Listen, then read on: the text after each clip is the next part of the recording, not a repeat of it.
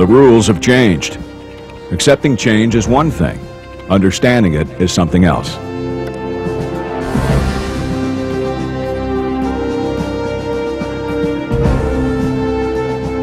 America's future adversaries will be creative and adaptive opponents, using strategies to diminish U.S. resolve by attacking our homeland, killing innocent civilians, and seeking any means to exploit our vulnerabilities. The enemy will resort to dispersed small unit operations, attacking any weakness while trying to manipulate international public opinion. Our Army is embarked on an unprecedented change, a transformation towards the future force. But what exactly is the future force? The future force is designed to provide the Joint Force Commander with more options during pre-conflict, conflict when necessary, and post-conflict.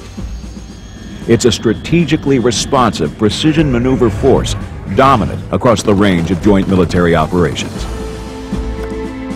This lighter, more agile force will initially consist of Special Forces, Ranger, Airborne Air Assault Units, modernized and mechanized forces, Stryker Brigade combat teams, and eventually, future combat system-equipped units.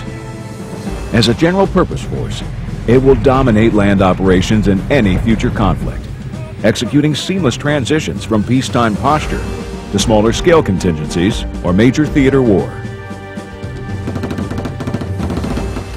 What's different about the future force from our Army today? What we're really doing is transforming from time-consuming force projection to strategic responsiveness, from delays between force closure and force employment to immediate employment of forces.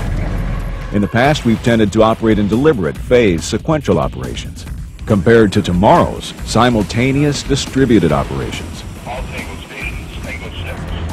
Yesterday's attrition-based campaigns are going to yield to a different approach: direct attack of key forces and centers of gravity to defeat the enemy's capabilities and will to fight.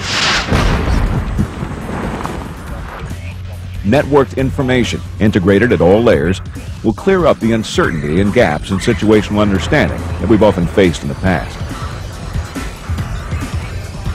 Another significant difference is that the future force will shed our traditional heavy logistical infrastructure, reducing vulnerability and increasing our combat effectiveness. The future force is based on such innovative concepts as operational maneuver from strategic distances, the rapid projection of tailored units, able to immediately engage our forces in a variety of contingencies, arriving ready to fight. If necessary, future force formations will use forcible entry into the theater at places and times of our choosing to gain tactical positions of advantage and strike critical objectives. Shaping operations are used prior to deployment and during the entire campaign. By continuously shaping the joint battle space environment in our favor, we will set the conditions for decision. As shaping continues to evolve, future force units conduct decisive operations to achieve the Joint Commander's desired results. Whether to bypass, degrade, or destroy specific enemy forces, the future force controls the battle space.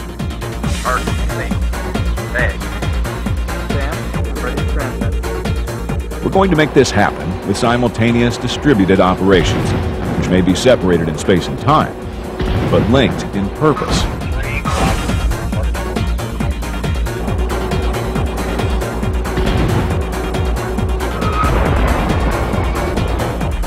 The future force will dictate the operational tempo of the campaign and attack the enemy directly at its centers of gravity, those characteristics, capabilities, or sources of power from which the enemy derives its freedom of action, physical strength, or will to fight. Information is power, and the quality of firsts, the ability to see first, understand first, act first, and finish decisively, will enable the future force to outthink and outmaneuver our adversaries throughout the joint campaign. Future force leaders and soldiers will see individual or whole parts of their operational environment in real time. This allows us to recognize patterns and anticipate enemy intentions. Unit leaders will determine options and choose a course of action, acting first. With overwhelming joint firepower and maneuver, the future force will destroy the enemy's ability to fight, eliminating his freedom of action. Who's going to execute these current and future challenges? The American soldier is the centerpiece of the future force.